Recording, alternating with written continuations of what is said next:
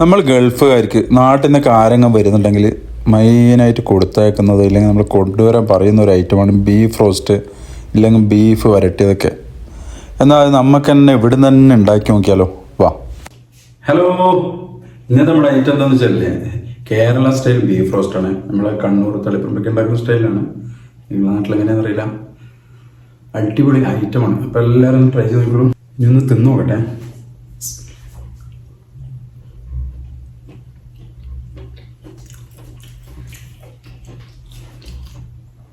വാ, പൊള്ളിയാണ്. നല്ല അടിപൊളി. നമ്മളെ പണ്ടൊക്കെ ഉമ്മമാരെ കൊണ്ടാക്കി തരുന്നില്ല, അതേ സ്റ്റൈല്. മാഷാ അല്ലാഹ്. It's Muneer. Welcome to Muneer's food world. ഇനി എങ്ങനെയാണ് ഉണ്ടാക്കുന്നത് നോക്കിയാലോ. വാ, കാണിച്ചാലോ. 750 ഗ്രാം ബീഫാണ് നമ്മൾ ഇവിടെ എടുത്തിരിക്കുന്നത്.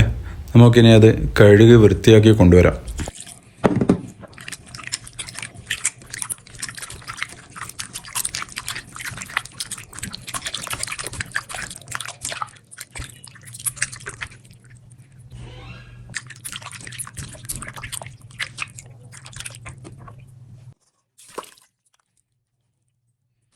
അങ്ങനെ നമ്മുടെ ബീഫ് കഴുകി വൃത്തിയാക്കി കൊണ്ടുവന്നു.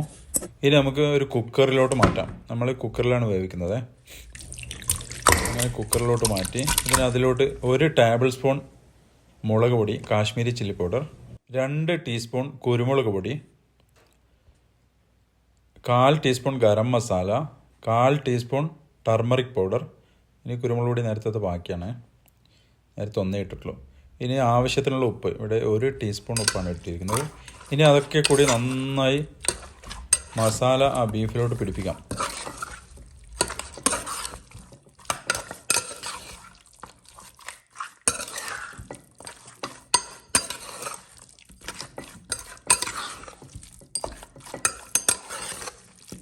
അങ്ങനെ നമ്മൾ നന്നായി ഇളക്കി കൊടുത്തു. മസാല ഏകദേശം പിടിച്ചു. പക്ഷേ എനിക്ക് എങ്ങനെയൊന്നും പിടിച്ചാൽ പോരാ. എനിക്ക് കഴുകി വന്ന് നല്ലോണം കൈ കൊണ്ട് അത് കുഴക്കണം. അപ്പോഴാണ് നമുക്കൊരു ഇത് കിട്ടുക.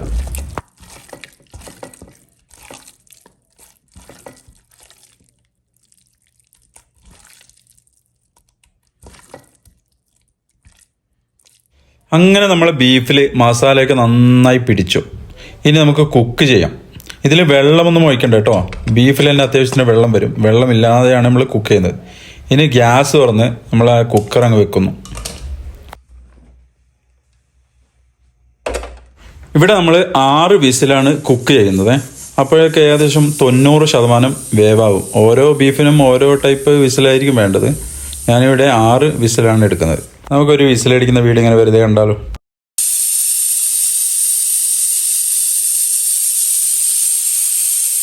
അങ്ങനെ 6 വിസിലും കഴിഞ്ഞ് അതിൻ്റെ സ്റ്റീമൊക്കെ പോയതിനു ശേഷം നമുക്ക് ഓപ്പൺ ചെയ്യാം. നമ്മുടെ ബീഫ് ഏകദേശം 90% വെന്ത് കഴിഞ്ഞു.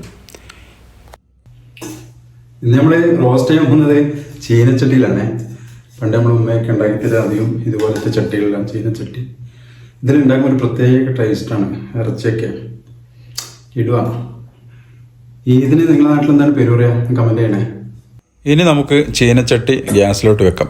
ഇനി അതിലോട്ട് 2 ടേബിൾ സ്പൂൺ വെളിച്ചെണ്ണയാണ് ഒഴിക്കുന്നത്. Coconut oil 2 table spoon.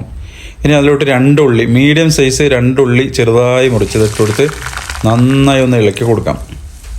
ഒരു ഇളം ബ്രൗൺ കളർ വരുന്നവരെ നമുക്കിതിനെ വേവിക്കാം. ഇനി അതിലോട്ട് 1 ടീസ്പൂൺ ഉപ്പും കൂടി ഇടുന്നു. വീണ്ടും നന്നായി ഇളക്കി കൊടുക്കുന്നു. നമ്മൾ ഉള്ളി അത്യാവശ്യത്തിന് വെന്തോട്ടെ. ഇനി നമുക്ക് 1 table spoon ginger garlic paste, അതും കൂടി നന്നായി ഒന്ന് ഇളക്കി കൊടുക്കാം.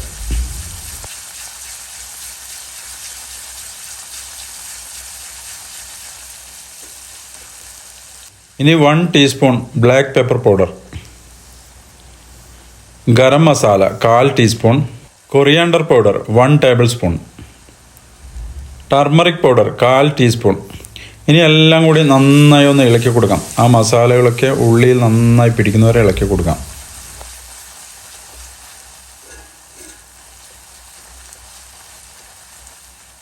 ഇനി നമുക്കതിലോട്ട് ചെറുതായി മുറിച്ച 2 ചെറിയ തക്കാളി, ഇനി പച്ചമുളക് 2 എണ്ണം ചതച്ചത്. ഇനി എല്ലാം കൂടി നന്നായി ഒന്ന് ഇളക്കി കൊടുക്കുന്നു.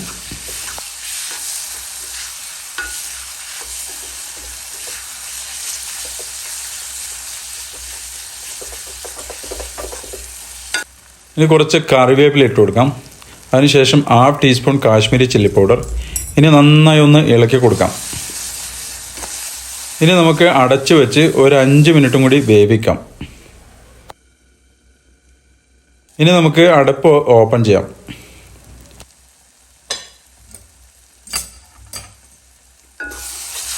നന്നായി ഒന്ന് കുറച്ചും കൂടി ഇളക്കി കൊടുക്കുക. ഇനി നമുക്ക് അതിലോട്ട് നമ്മുടെ വേവിച്ച ബീഫ് ഇട്ട് കൊടുക്കാം.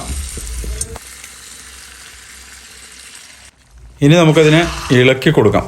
ഇതിൻ്റെ മെയിൻ പരിപാടിയാണ് ഇനി വരാൻ പോകുന്നത്, ഈ ഇളക്കുക. ഇതിലൊക്കെ വെള്ളമൊക്കെ വറ്റുന്നവരെ നമ്മൾ വേവിച്ച് ഇളക്കി കൊടുക്കണം.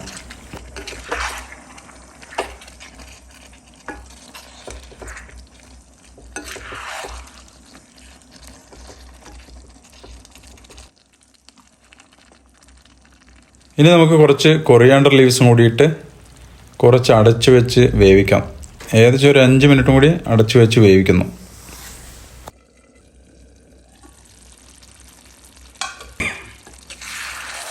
അങ്ങനെ നമ്മൾ ഓപ്പൺ ചെയ്തു. വീണ്ടും ഇളക്കൽ തുടരുന്നു.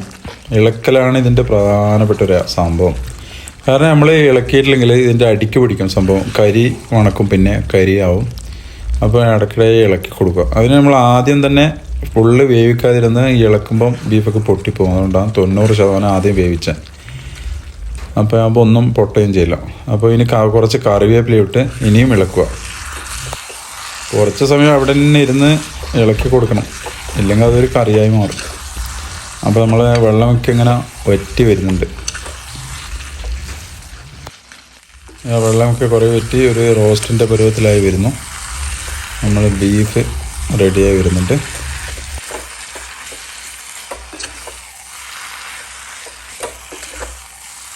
അങ്ങനെ നോക്കിയേ നമ്മുടെ റോസ്റ്റ് ഇങ്ങനെ റെഡിയായി വരുന്നു.